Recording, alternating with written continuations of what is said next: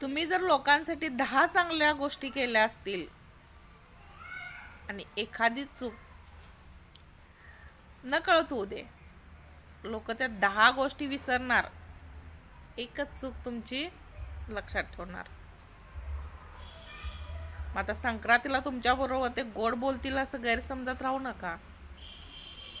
बोलतील ते तुमच्याशी गोड ज्यावेळी त्यांचा काहीतरी काम असेल,